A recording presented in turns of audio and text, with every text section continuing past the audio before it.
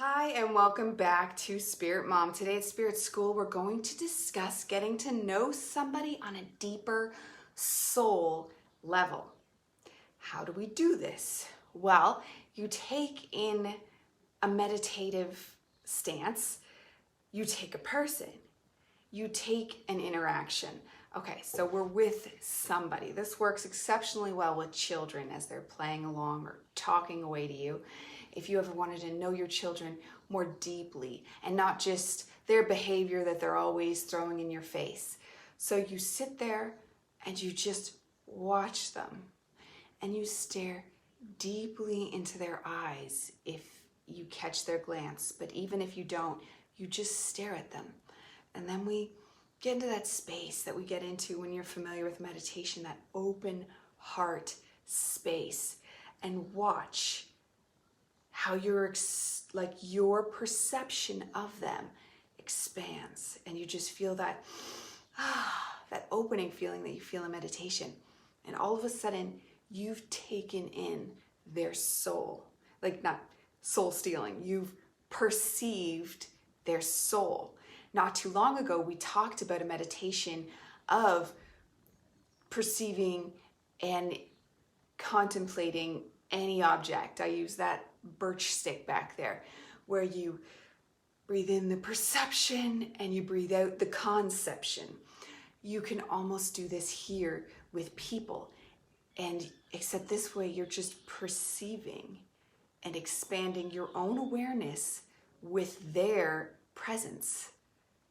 And you see the present that their presence is. And you could do this with mom and dad too. I've literally done it with my parents as they're chittering along on one of their stories I've already heard, and I just take them in, and you start to get like downloads of why so this part works great with parents, of why they act the way they do. You start to get little hints and hits of why they are the way they are and why they do what they do.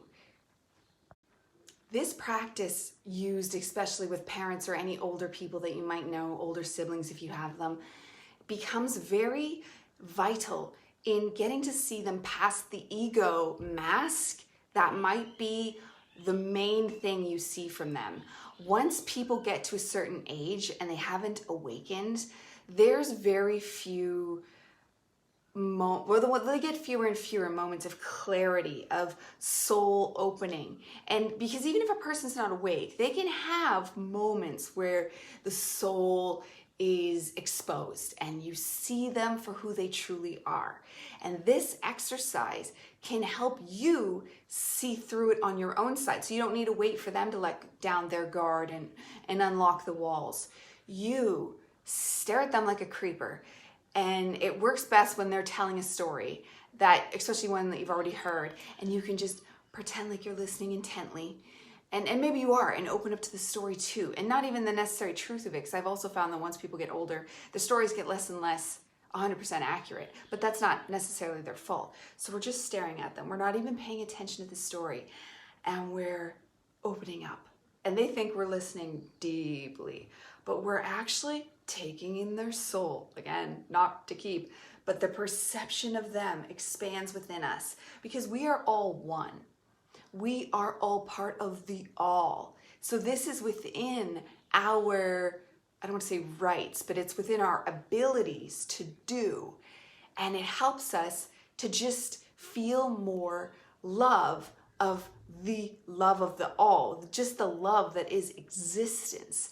And understanding gets more. You see more. And the downloads that come to you from the divine when you are in a deep meditation with somebody else.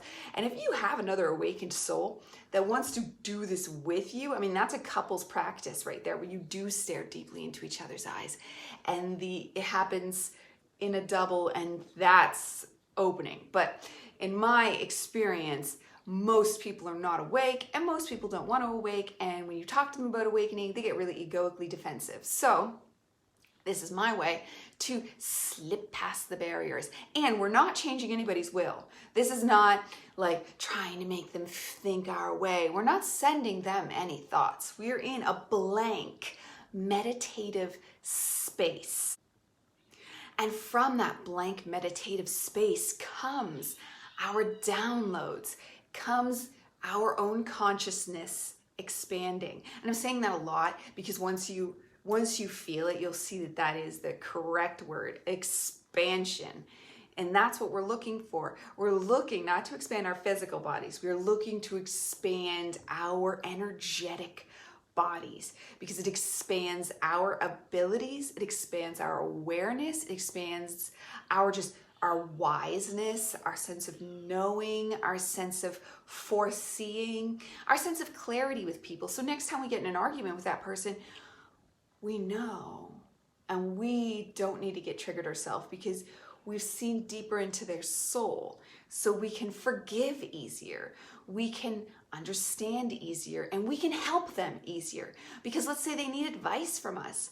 We can go ahead and give it more truly, more purely, and more at ease, and passing on our own downloads that we get. Kind of like what I do right now with this show. I spend my entire life finding opportunities to expand, to get universal downloads. And I've done the studying 24 hours thing and diving deep, and I still study religiously. Like, I still am obsessed with studying, but I learned along the way that one cannot just study. You don't become a spiritual being by being a smarty little know-it-all. That means nothing. You can stay spiritually completely closed regardless of how much information you know. To actually spiritually expand, we need to do spiritual practices. And they all pretty much link into the meditative way, all these different things of getting into a meditative space, but these are very helpful and very life-living ways.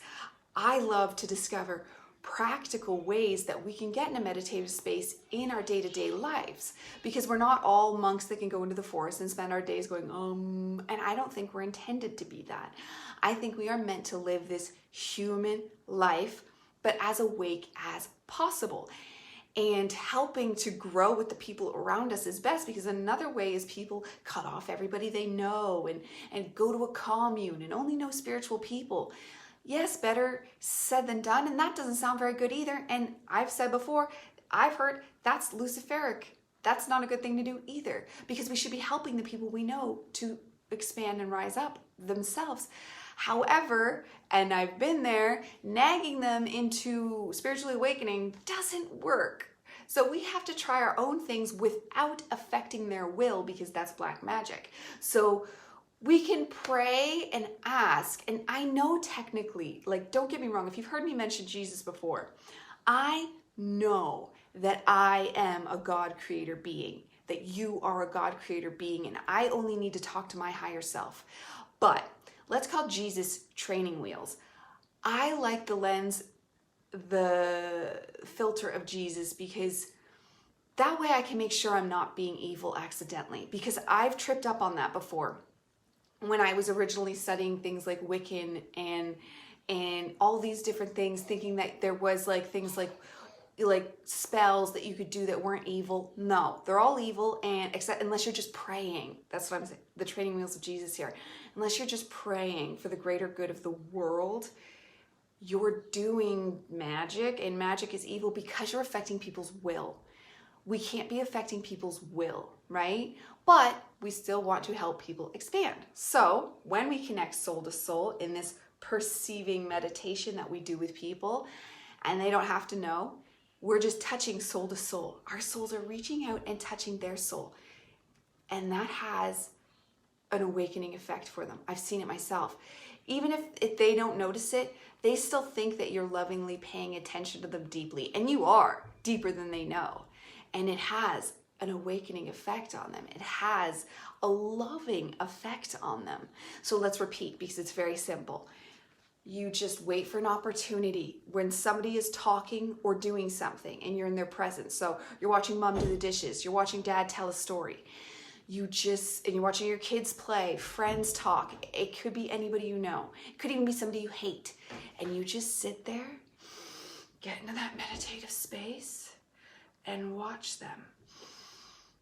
And feel yourself just sinking deeper and deeper into their essence, but blank. Don't put thoughts into it. We're keeping a meditative blank space. And then wait for it in the silence as we stare right at them.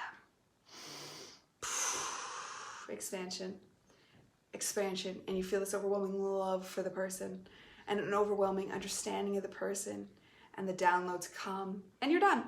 And that's that. And they feel it. I could tell by the reactions I get off people that they felt a love come from you. They felt a love download from you, from your soul. They feel it. I've noticed it every single time. It's never not been noticed. Although they don't say, were you just touching my soul with your soul? No, they just think you're really paying attention to them. And it's beautiful, and they love it. And it's as simple as that. And I recommend you go find a person right away and try it. And it's beautiful. Now, you want to already know how to meditate and already know how to get into that space, but you can still try it. You just need to learn to recognize that feeling, that's that soul opening. That's what I call it, that heart chakra opening feeling. Okay, people? I know you can do it because it's very easy, and I believe in you, and you will not regret it. Goodbye for now, people. Spirit Mom.